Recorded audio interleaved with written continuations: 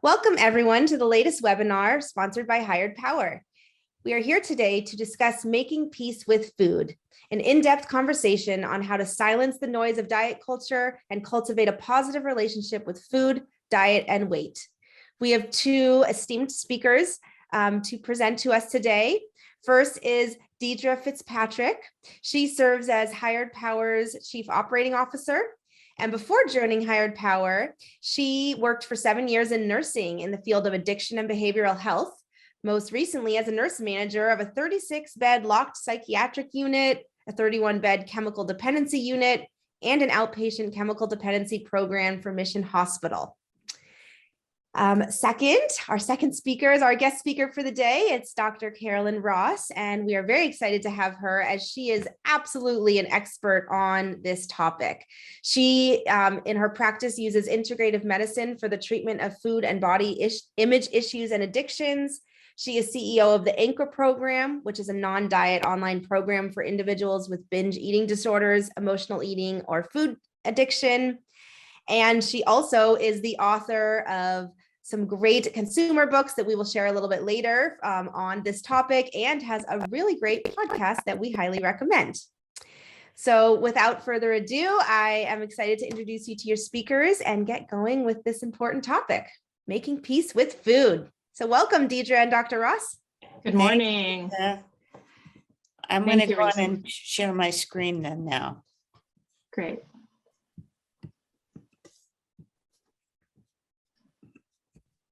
Thank you. And while she's doing this, just to remind everyone, any questions that you have, even throughout the presentation, feel free to enter them in the Q&A feature, and we will get to as many as possible.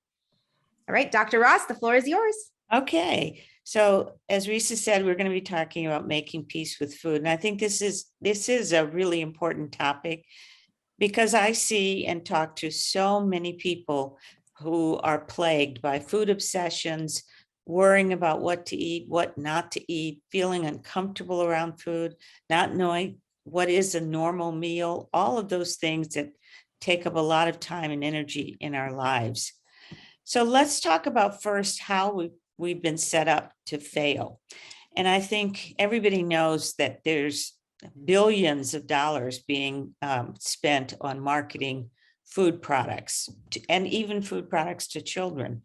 And we know that also in particular, social media and watching or viewing social media has been shown to be very detrimental, particularly to young girls and teenage girls, as it can impact their body image, how they feel about themselves, their self-confidence when they compare themselves to other people. Also on social media, we have just a plethora of influencers who are peddling diet products, diet teas, detox teas, etc., without having any education, knowledge, or background in how those products can cause harm to the people who are following them. So we're also taught through social media and through marketing and in society that in order to be accepted, you need to look a certain way. And that's what we call the thin ideal. And we get a lot of social cues, whether it be on dating websites or, career websites, that this thin ideal, if you're not matching that, then there's something wrong with you.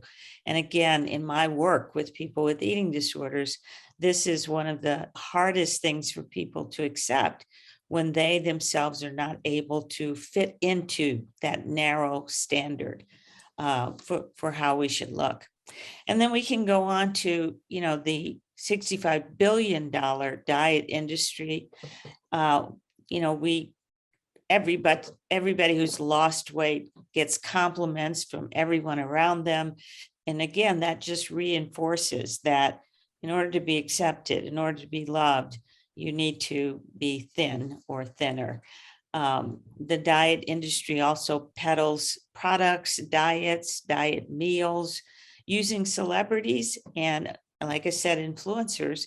And many of the celebrities themselves are on the diet treadmill, and we can see in real time how they have lost weight and then regained the weight and then gone to promote different diets, and the cycle continues. So rather than them being a positive advertisement for weight loss products, in my mind, they're more of a negative endorsement, because even with all of the resources that they have, many of them are unable to meet that thin standard. So as well, we deal with a lot of weight stigma in society. I can't tell you, I mean, I've talked to you, Deidre, about this, but I have a lot of patients in my anchor program who have told me that they've been in Target or Walmart, and maybe they're a person living in a larger body, and someone will come up to them and say, they just feel entitled to comment on their size, like you shouldn't be wearing yoga pants at your size. Or one of my patients had her daughter with her and was giving her a cookie, and someone walked up to her and said, you shouldn't let your daughter eat like that, or she's going to be as big as you are. And so this is unrequested information, and just strangers feel that if you're living in a larger body, you are entitled to make comments about somebody like that. There's also the difficulty in finding clothing, the size of seats in restaurants and planes, doctor's offices, and so on. And I really loved what Ashley Graham said, because so many assumptions are made about women in larger bodies. And in a 2017 article, this model, plus size model, Ashley Graham, said she was tired of being called courageous for wearing a bathing suit. Why should it be courageous just because she is in a larger body that she wears a bathing suit? And then we move on to medical weight discrimination, which sadly and embarrassingly is huge. It's the number 2 cause of weight stigma. So many of my clients talk about going to the doctor for a sore throat or high blood pressure or a headache, and being told that their problems are related to their weight, and leaving instead of with a prescription for an antibiotic, a prescription for weight loss, or being advised to lose weight. And there, the patient was refused, and this isn't the only one, refused surgery or refused other treatment until they could lose weight. In one case, a patient was refused knee surgery until she could lose weight. But of course, she couldn't exercise because her knee was too painful. And so it's the thinking in that way is really not very useful. And then finally, the food industry itself, of course, are making foods that are high in sugar, high in salt, and high in fat. And the whole approach that we have towards food, when you can ask somebody like, what kind of foods do you like? And they say, well, I try to eat protein every day, and I try to eat carbs less, and all of this. But they don't talk about food. They talk about these macronutrients as being the most important thing to focus on. And I think the food industry is also starting to see that that is counterproductive. And beyond what we eat, there are so many other factors that are related to our health and well-being. For example, the gut microbiome and how our gut function is, that influences a lot of our health and well-being. And then finally, the use of food-like substances is what I call them, in quotes, food-like substances, which aren't really food. I mean, you know what an apple looks like, but if you get a protein bar and it says it's an apple protein bar, it's not going to look like an apple. It's going to look like a mishmash of a bunch of stuff with apple flavoring. So there are a lot of these food-like substances that are highly promoted and used by people that I think impacts their relationship with food. One of the questions we have for you is stress. How are we to fail stress in today's life, and especially around food? What does stress play in that role? Yeah, I think stress is one of the number 1 causes why people overeat. And this can be a little bit complicated because many people have relied on food throughout their lifespan in order to to cope with stress. And we saw that, we've seen it during the COVID crisis. People talk about the COVID-15 or the COVID-40. And we saw it after the 9/11 attacks, that people turned to comfort foods. So in some instances, it's pretty normal to do that. But if you're turning to food on a day-to-day basis, as you can imagine, that makes it really hard for you to stay healthy and have a good relationship with food. So, this whole notion of stress and food being connected, we really need to focus on finding other ways of dealing with stress rather than just food. For many people, food is the only go-to they have. And so, for example, in my program, we teach breathing exercises. We teach people ways of distracting themselves. Like if you're feeling stressed, walk around the block, call a friend, do other things besides just reach for some kind of food. And if you have to reach for food, choose the smallest and best real food that you can, if possible, to satisfy that need. If you're going to eat chocolate, eat a piece of chocolate, not a whole bag or a bar, if you can. So it's about really becoming more aware and finding other ways of managing stress. Great. Thank you. Yeah. So let's go on. And the question really is that, why are we still dieting? Because dieting is one of the major factors that corrupts our relationship with food. If you look at babies eating, for the most part, they know what they like and they'll spit out what they don't like. But most of them will eat anything that's decent and good for them if you offer it to them over time. That's not the case as we grow older, that we kind of lose that connection to food and the enjoyment of eating, a lot of different kinds of foods and trying new foods and so on. And there's plenty of science to support that diets don't work. Going all the way back to 1992, that's what, 29 years ago. The National Institutes of Health study concluded diets do not work, and the vast majority of people who intentionally lost weight had regained most or all of it within 5 years. So if you're thinking, oh, well, we have so much better diets now than we had 29 years ago. Another study from 2020 was a review of 121 studies on over 14 different diets. It included over 20,000 people in the studies.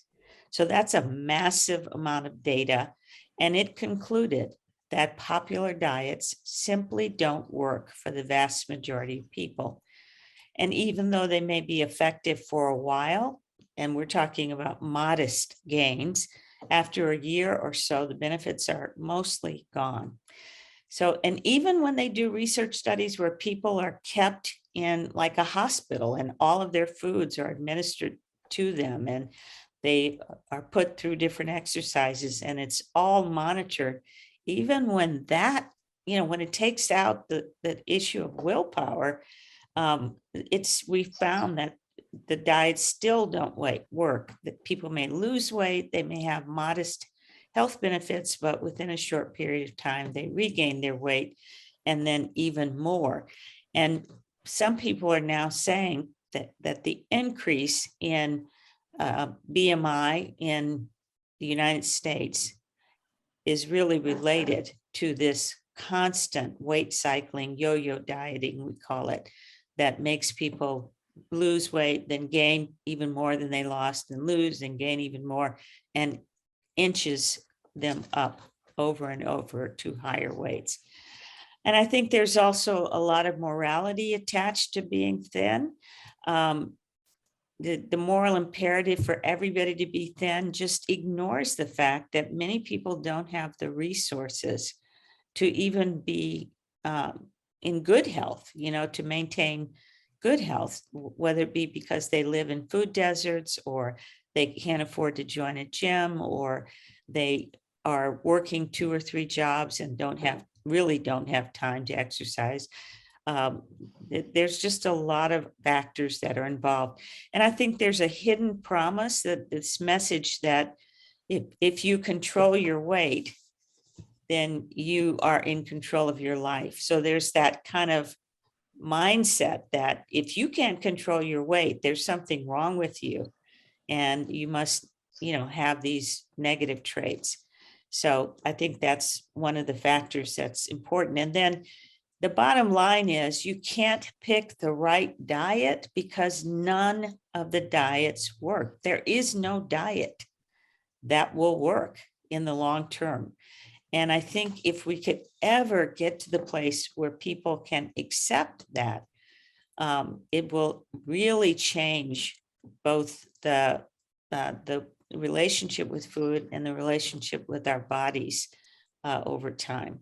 Because dieting is the number one factor involved in people developing eating disorders, and also disordered eating as well. Question. So intermittent fasting, Yes. does it work? Well, I'm probably going to get a lot of negative feedback on this one, but I write a blog for Psychology Today, and my blog on the ketogenic diet got the most angry messages of any blog I've ever written, like daily angry, arguing with me about that. And the intermittent fasting one is pretty much the same. You can expect what I'm going to say to you. There's a lot of press out there that says, oh, the intermittent fasting diet helps you lose weight. It's better than the other diets, and so on and so forth. But you can check my blog on Psychology Today about this intermittent fasting diet.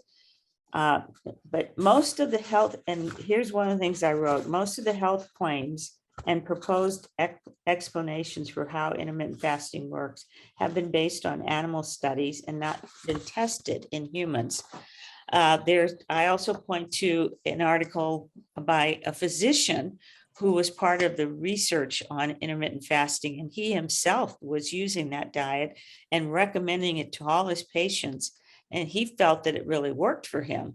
And he was telling everyone, yeah, go on the intermittent fasting diet. Matter of fact, my doctor told me to go on the intermittent fasting diet. I don't know who she thought she was talking to, but that was not going to happen. But anyway, this guy was involved in the research, and when the research came back and showed that intermittent fasting is not better than any of the other diets, he couldn't believe it. He kept going back to his statisticians and saying, there must be something wrong with your data. And finally, he realized that he had made the mistake that many people make, assuming that if something works for him, it works for everybody. And then he realized it probably wasn't working for him either. So he stopped doing it. So the vast majority of the research does not support that intermittent fasting is better than any of the other diets out there. Okay, next question. How about eating clean? Okay, so now we're talking about California and our desire to eat clean.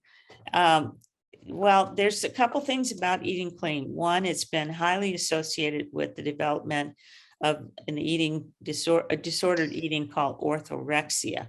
And orthorexia is this excessive concern about what's in the food, like how much fat am I eating, how much carbs am I eating, such that people start restricting entire categories of food and can become easily malnourished. But what was your first part of the question? Is it, do we feel like clean eating is a good pathway? Yeah, I think, if you're talking about eating real food in its natural state, there's some value to that. But if you become obsessive about that, such that you can't eat with your family what they are eating, you can't have a hamburger now and then, you can't, I mean, if you can't go to In-N-Out, what value is life really? Am I right? Yes, In-N-Out is delicious. Yeah. So if you can't enjoy food because it is not up to your standard of clean eating, then it's a problem. So it's all about, how far we take these things and how we're using this, because many people are using clean eating it's kind of like, dieting is less politically correct, but clean eating is code for dieting. Yeah, it's acceptable. It's acceptable. So if you say Mhm. you're clean eating, again, you're on the moral high ground and everybody's going to compliment. Oh, yeah, that's great. Clean eating. Wow. But it really can be just another example of, diet behavior and diet mentality. Yeah. Okay, next question. Seems that eating disorders or disordered eating is tied to control issues. Can you expand on that? Yeah, that's something that we've talked about in the eating disorder world for a long time. And I think there is some value to that, but the way that I would phrase it is it's eating disorders and disordered eating is not so much about control, but about how we use our food to numb ourselves from unpleasant emotions, to deal with stress, to cope with things that are happening in our lives. So you could call that control, and many people are controlling, but I also want to just be clear that often it's about our own internal pain that we're experiencing, whether it be, pain from traumatic experiences as a child, or a divorce, or during COVID times, being alone and isolated for 2 years, being lonely. Many people like myself don't have family members who live super close or not in the same city. And I'm not married, so I'm alone most of the time. And that's tough for a lot of people. And so many of us have experienced that high degree of loneliness during the quarantine and have turned to food in order to deal with that discomfort. So I think when we say it's all about control, it's a little bit too simplistic. Okay. But we want to look at a broader array of how we use food. Yeah, I know for Hired Power during COVID, we got a lot more call inquiries related to eating disorders or disordered eating, maybe because the families were now home and actually getting to witness the behavior that they didn't get to witness before. And then we saw a rise in the wait time. So how long it was going to take someone to get into treatment for the eating disorder. And so And Hired Power was, yes. Yeah. But we were able to put, a staff with some of these people that were waiting to get into treatment, put a staff with them to really start helping them at least move away from the disordered eating or the eating disorder and really support that healthy journey while they waited 3 months to get into treatment. And so we definitely saw a rise in that for 2020, 2021. And we're still seeing it, and a lot more in younger adolescents. Yeah, I think that the studies are showing that adolescents are really struggling during the pandemic. They're not at school, they're not at college. Like my granddaughter got stuck in Australia during the pandemic. She went there to take a gap year, and then, the quarantine happened. 2 years, we didn't see her except on WhatsApp or FaceTime. And, she was only 19 when she left home. So I think there are a lot of people who are struggling, who don't have their friends to support them because they're not seeing them in school. And, maybe their friends are not part of their bubble. And they're struggling with depression, suicide attempts are higher, eating disorders are higher, and, substance use is also right up there. Yeah. Okay. Yeah. Good talk. All right. So this is what we're grappling with, because everywhere you look, you're getting the message that being in a larger body is bad for you. It's wrong. It's even in some instances considered to be against God, and so on. So here's 2004, 2011. Here we go, 2013, etc. I could just pick up any news media source right now, and there would be an article about this. So there's not a lot of articles that are talking about how hard it is for people to manage their weight, how hard it is for people to change their relationship with food. The fact that there is no real treatment there's no medical way to help people who are struggling with weight, etc. So, or who are struggling with behaviors that lead to weight gain, binge eating, compulsive overeating, emotional eating, and food addiction behaviors that may lead to weight gain.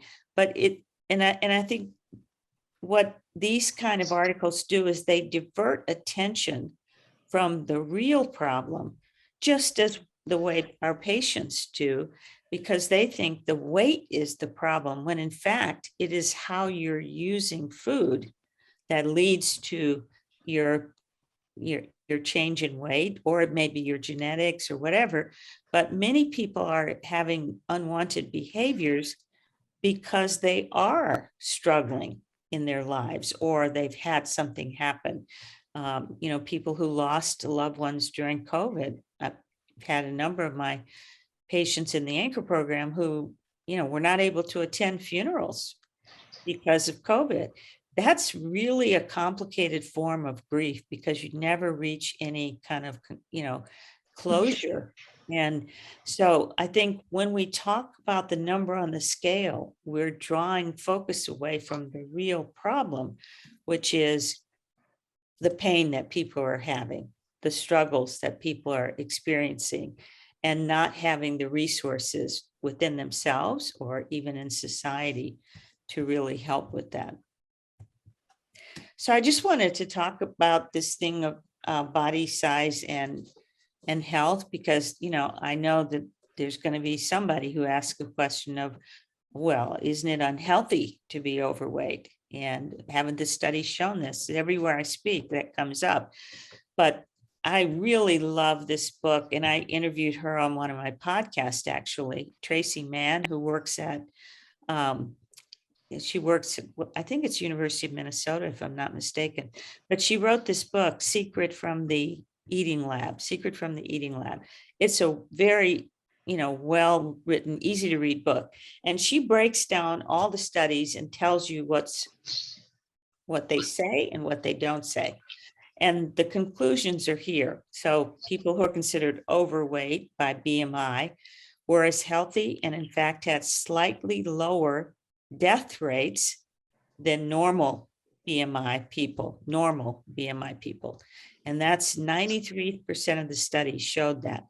In 87% of the studies, BMI of 30 to 35, the majority of people were just as healthy as normal weight individuals as determined by BMI. And then even in the higher realms of BMI, over 2/3 of the studies, health risks were the same as normal weight individuals. So we're finding and looking back that a lot of studies have had a bias in them. If you go into a study assuming that higher weight is tied to bad health, then that biases the study. So in looking through all of these studies, a lot of people now are coming back and saying, we really need to address this in a different way.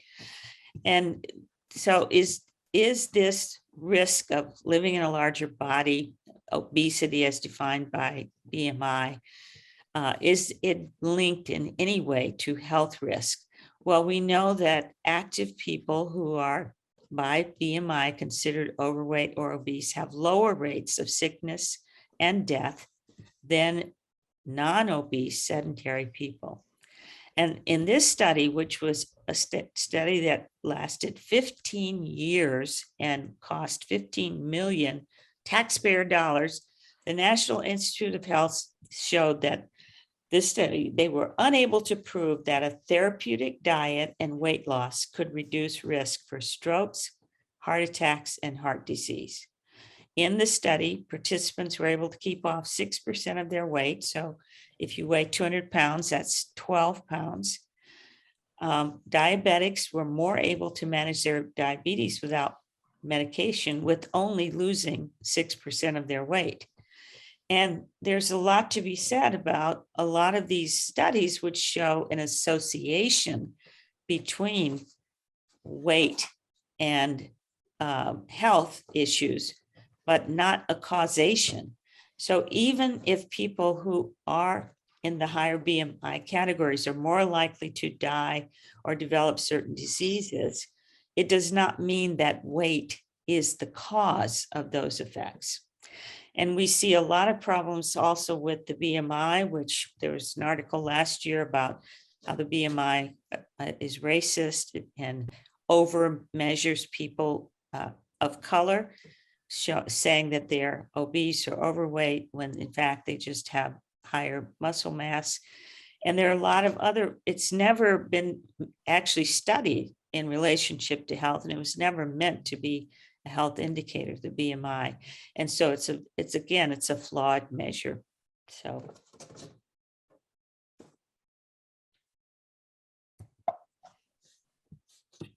Should I go on?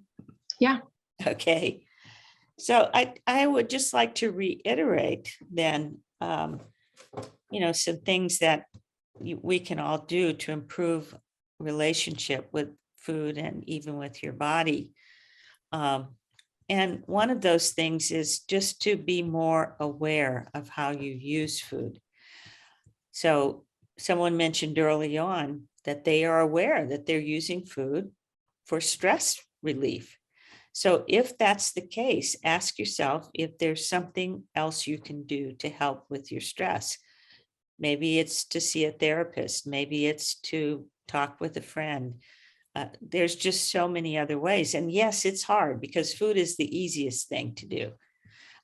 But we know that there are consequences from that.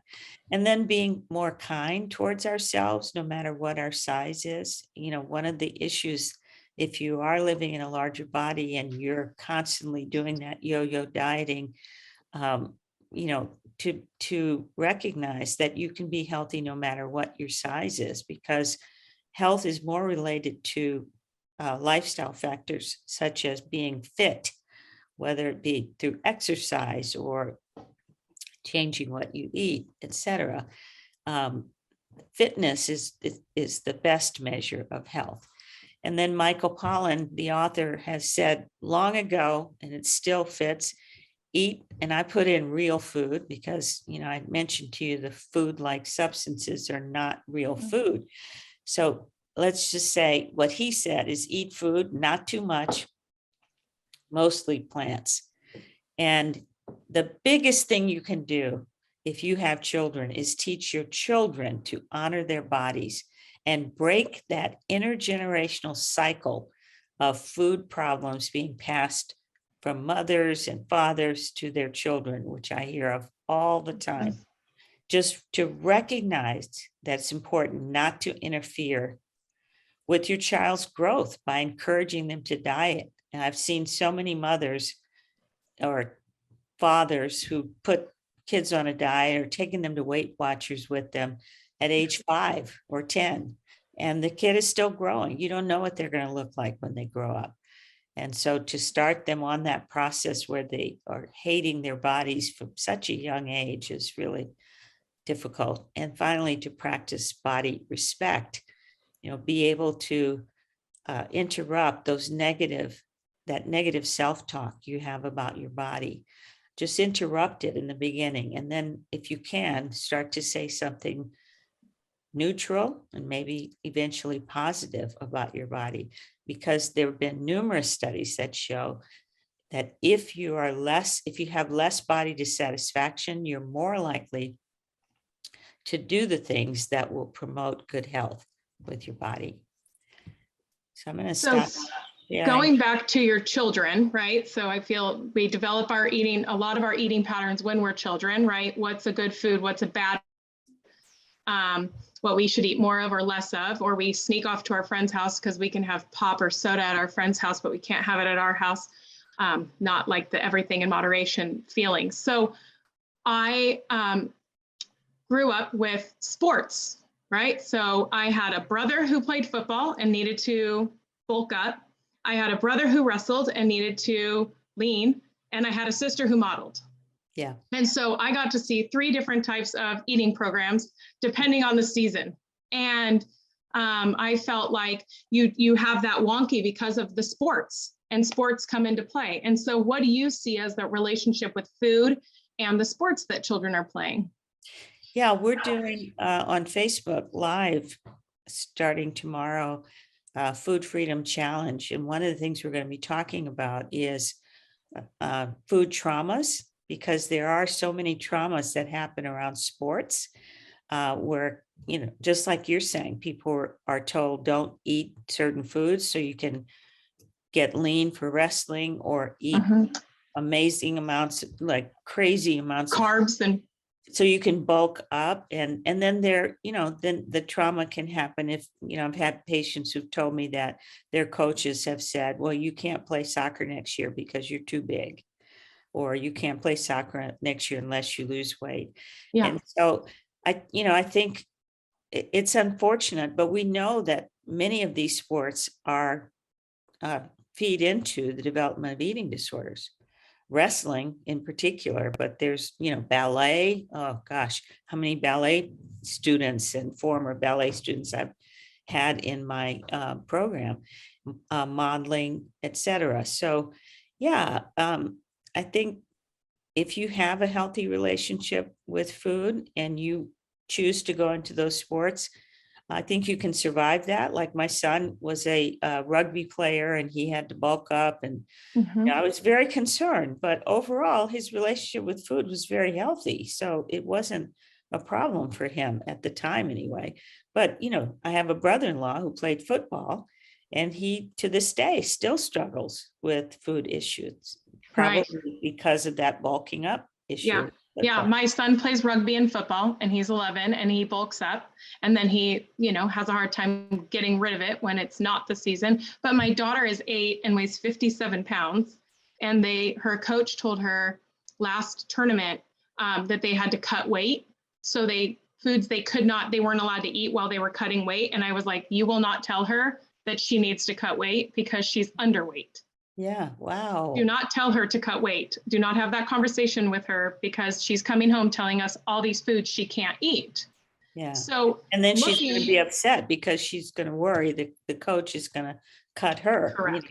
Correct. Yeah. And so how do you, luckily my husband and I do a good job of showing her what to eat, but how do we work with those adults now that didn't have a positive role model for eating, and now social media comes in and tells you what to eat and how to make it? Yeah. Well, I think we all have to go back to recognizing that people on social media, for the most part, are not experts. And as I've already said, even some of them are doctors who are heavily promoting certain diets. And just so you know, that I mentioned that doctors are the number 2 cause of weight stigma. So if anyone is promoting weight loss, diets, dieting, I would go, la, la, la, la, la, la, la, can't hear you. I think the harder part is particularly working with children. And I remember when my youngest was he was in middle school, and we had to shop for school clothes. And his size was now called husky. I don't know if you remember the husky sizes. So we were in the husky department, and he turned to me and he said, Mom, does this mean that I'm fat? And if, as an eating disorder expert, I just felt like a knife went into my chest. But I stopped and I took him aside and I said, absolutely not. You are growing. And I also referred to our family, because I had 2 older sons. And I said, and both of your brothers had to put on weight before their growth spurt. And that's just the way it is. And when you have your growth spurt, you'll lean out. And sure enough, like his, pediatrician thought he was too heavy.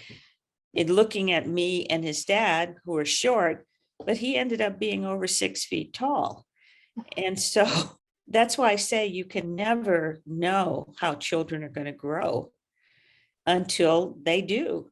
Right. So interfering with that growth cycle is really dangerous in my point of view. And Right. it particularly sets up children for a lifetime of struggling with food. Right. And so another question that came in is considering a diet, like what do you consider a diet? And I know you defined that out, but if you want to lose weight and you can't diet, what are some other ways that you recommend people make that healthy relationship with food to help them lose the weight? Yeah, well, I love what David Katz says, and he's a physician who does talk well about health, and he calls a healthy diet. A healthy diet is the construction material for the growing bodies of children that you love. It is the replenishment material for your body as it turns over hundreds of millions of cells and hormones and enzymes every day. So get informed, be empowered, make wise decisions. So if you want to change your size, do the things that we know work, like healthy exercise, eating fruits and vegetables and real food. I think the plate method is something everybody knows about. So, eating protein, some carbs, some fruits and veg, and your body will come to the place where it is most comfortable. And that's what a healthy weight is. It's a weight that your body settles on when you're doing all the things that your body needs, take nurturing it, stress management, and so on and so forth. Okay. So how do we break society's expectations or the worrying about what others are thinking or saying that stops us from accomplishing our goals? So kind of, I guess it goes back to the social media or just worrying about how people view you. Yeah. Well, being how you view yourself. Yeah, there's a lot of things wrong with society. And as you well know, it's hard to change society. So it's much easier to change yourself. You're not going to stop other people from looking at you funny or saying funny things, no matter what you do, and no matter how perfect you are. Like if you're thin, they're going to say you're too thin. Look at how skinny she is. Who does she think she is? So the most important suggestion I can give you is to start to look for your power from inside yourself, not from outside yourself. So start to build your own self-confidence. So if people say things to you, then you can say, that doesn't fit for me. I don't need to hear that. Great. And you can just walk away. Great. Well, great. It looks like we have a lot of questions coming in. Okay, keep this going. Is great. Okay. I'll be short. Okay. No, I love it. I'm loving the interaction that we have from the group. Okay. So how do you feel about nutritionists who test your blood and give you a plan for your body type? I think most of that is BS. There you go. I'm never really, I've looked into almost all of these things, and I think if it works for you, that's fine. If it's not, then next. Next. Next. And then what about your thoughts on people who trade from one addiction to the other? So alcohol for food or a particular type of food, typically sweets or etc. That's very, very common. It's also common that it can be alcoholism, it can be gambling, sex addiction, etc. I see that a lot in my work. The reason that happens is because those things all have the same core root cause, which is almost always trauma. So someone who has trauma may have gastric bypass surgery. They may not have worked on their trauma. And when they start to lose weight, which is what what started the ACE study, the Adverse Childhood Experiences study, they found that people who were losing weight, but who had trauma, began to feel unsafe. And so they started putting the weight back on because their trauma was not healed. So the reason people jump around, we call it cross addiction, is because they have the same, all of those addictions have the same root cause, which is some kind of trauma, usually in childhood. Really, that's one of the hardest, I think, is the cross addiction, right? Some of it goes to working out, people that get very obsessed with working out, and things like that. And then BMI discriminates, one of the things you discussed, that it discriminates against color, and you agree with that in your professional. Against race, you mean? Race, yeah. So people of color whose BMI are measured may be told you're overweight, when in fact they aren't really.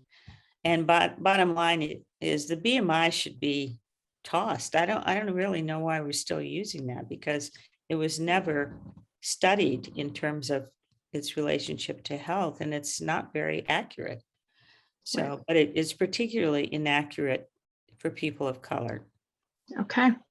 And then thanks for dispelling some of the myths that larger bodied people are not necessarily less healthy. Yeah. What about the susceptibility to COVID? Is that higher for them, those that carry more weight? Oh, well, that's a great question.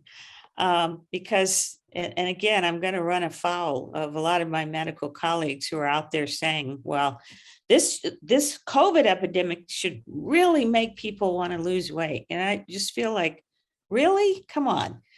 We got to pile that now on people who are, struggling with body image and so on. Yeah, again, it's what you look at in the research that will show the answers. So if you're looking at size and its relationship to COVID, then that's what you're going to find. But if you look a little deeper, you may find that it is something else, like exposure to childhood trauma. The Adverse Childhood Experiences study showed that there were over 40 conditions that were related to a history of childhood trauma, including cancer, heart disease, diabetes, et cetera, and obesity. So why are we focusing on obesity, which is up here, when we really need to be helping people heal from their trauma, which is a deeper issue? So you can say everybody with high blood pressure, heart disease, et cetera, are at higher risk for COVID. And the ACE study showed that they too have childhood trauma, or that many people with childhood trauma are at increased risk for those disorders too. So I think we're just not looking deeply enough. We're looking on the surface. Right. So yeah. And my soapbox now. No, one of the things that I really enjoyed when I was looking through your podcasts was you talked about like the dieting and the detoxing, right? So detoxing out what you doing those cleanses, or doing that juice cleanse, or doing all those different cleanses. And you said, let your body naturally detoxify. Your body knows how to detoxify. And you gave, 5 ways to let your body naturally detoxify. And it was very helpful. But would you share with the audience what, like, your idea on these detoxes? Because I know that they're very, a 3-day cleanse, a 5-day cleanse. Yeah, they're very, very popular. And, there's some research, for example, that in people with rheumatoid arthritis, that juice cleanses can help reduce their symptoms. If you're doing that under a doctor's supervision, and that maybe that's helpful. But for weight loss, it's just another code word for weight loss, and it has gotten a lot of kids in particular in trouble, led them to anorexia or bulimia when they started using these detox teas and detox products and so on. So I don't really recommend it. I mean, I think, I just don't recommend it. Let me just leave it at that. Yeah. Yeah. And then another was, you talked about husky for boys, right? So husky, my son's a husky. That's what size he has to buy if we buy jeans. But as a girl, there was either you didn't go with husky, you were slim or you were regular. Yeah.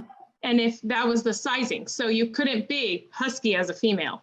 Yeah, I didn't have girls, so I don't know what That the was equivalent okay. is. Yeah, but so just showing how I think even as isn't it Lane Bryant? Isn't that, wouldn't well that? now, but as a little girl, you couldn't. Oh, okay. As a girl growing up and developing a self-image, right, and going shopping, Then you would be not normal. yeah, you would be buying the big sizes in regular because they didn't have a husky for a female. Yeah, and even for adults, it's really hard to find, career clothes and like well, clothes for prom and stuff like that if you're in a larger body. Right, and they don't want to sell them in one store. You have to go to your special store, Torrid, if you want to dress up, or Lane Bryant, or they make a point to put it in a separate store for you. Yeah. So. And I was told I watched Queer Eye, the TV Queer Eye show. for the Street. Yeah, well, they don't call it that anymore, because they work with women. But in Japan, their size limitation for women's clothing is really, really strict. Like even if you're a normal size, you have trouble finding clothes. So it's kind of their, I guess, their cultural way of trying to get everybody to stay small. Wow. Wow. So if we took away BMI, yeah, how would we measure size? How would we measure like what that healthy target would be based on your body? I don't think we want to measure size as a healthy target, but the waist circumference is the only measure that's been correlated with health risk. So waist circumference has never caught on because you actually have to do something, whereas BMI, all you have to do is go on a computer and put in some numbers. But waist circumference has been studied for over a decade now, and shown to correlate very nicely with health risk. So that's the only measure we need. I don't even think we need weight. And I know for me, my physicians, and I've told my patients this too, if they say hop on the scale, I'll say no thanks. I don't need you to measure my weight. I know what I weigh. And how is that relevant to what we're going to do?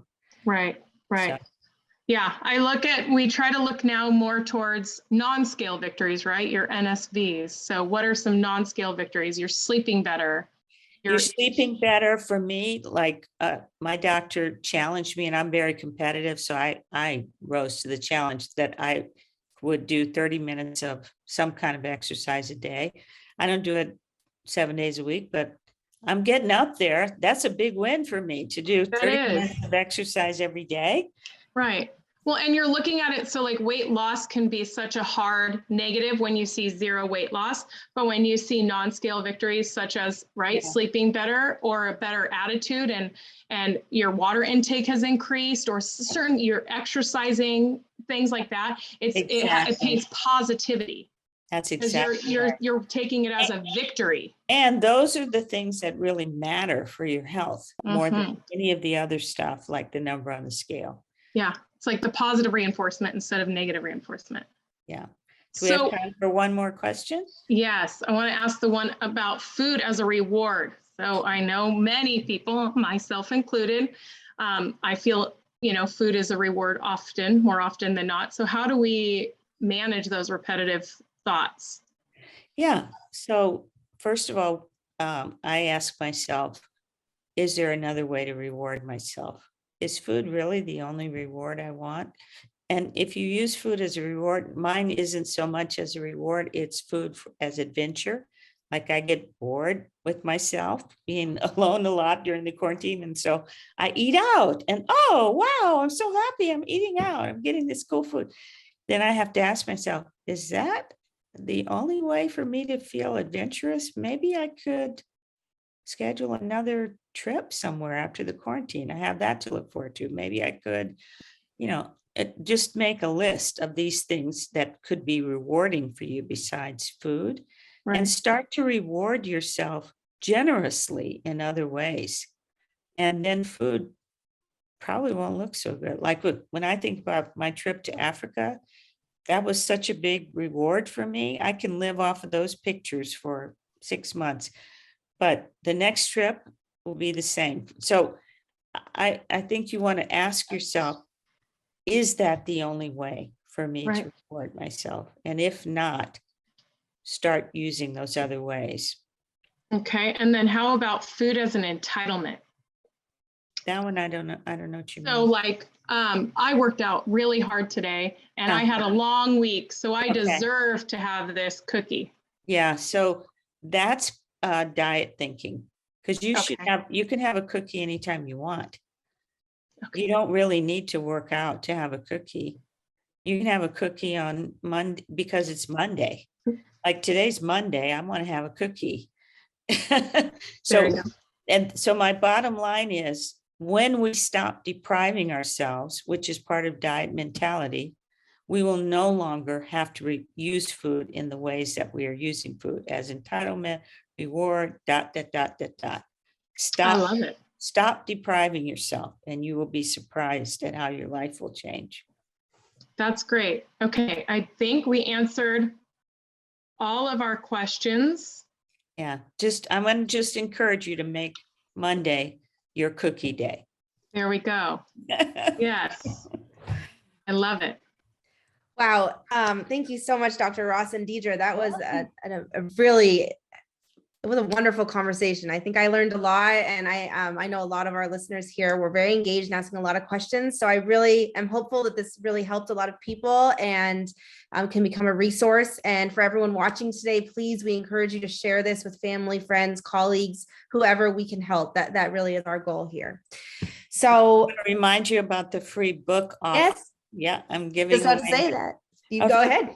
I'm giving away a free copy of my book, the Food Addiction Recovery Workbook. I pay for the book, but you pay the shipping and/or handling charge. You can choose to get the hard copy or the ebook, and I'll pay for the book for you. What a great option. That's so great. You put it in the chat, or how are we? Yeah, so I just put it in the chat right now. We will also include that in our follow-up email when we send out this recording. So if you guys don't know where the chat is, or if you're watching this live on Facebook, don't worry, it will be in the email, and it will be on our website as a resource with where this webinar will live. So thank you so much, Dr. Ross. Excited. You guys, everybody, I would love for you, if you found this to be very touching to your own core, or to somebody who needs it, but may need it silently instead of pushed into their face, like everything gets pushed into their face. Dr. Ross has an amazing podcast that is a very gentle reminder that you can relate to yourself and share with somebody. She does it in a very non-pushing, non-threatening way. And it's very educational, and you can, they're 23 minutes, some are longer. Some are shorter, but they're very, very applicable, I know, to many people in my life and in my world right now. Yeah. And it's an amazing offer that, that is a free choice to sit down and, kind of have therapy in your car while you drive, right? So that's another great option. And you can find that also on my website, carolynrossmd.com. Perfect. I just pasted the link to the podcast, and I will post the website now as well. And we will include all of this in the email. I will definitely. So much, guys. It was so much fun. Someone saying now I want to be able to gently help someone I love with body dysmorphia. So they're for that podcast link. So that's awesome. Great. And I just want to, thank you both again for speaking. And I want to remind everyone that Hired Power is here for you. We are a resource bridging the gap between a lot of these complicated, mental health or addiction, disorders that are out there. And we're happy to help, whether you want to talk to us, whether it's an intervention, or whether you're considering going to a treatment center, or whether you're just looking for resources, some sort of, someone to support you. We have personal recovery assistants that can be with you one-on-one. So we have a lot of resources, and we're happy to help talk that through with you. Yes. Anything I missed, Deidre? No, you did great. Perfect. Thank you so much, Deidre. Thank you, Dr. Ross. And thank you so much for everyone who tuned in. I know everyone's busy with our days, and we appreciate your time. And I'm really glad if this helps any of you yourselves move forward. So thank you so much. Bye, guys. Bye.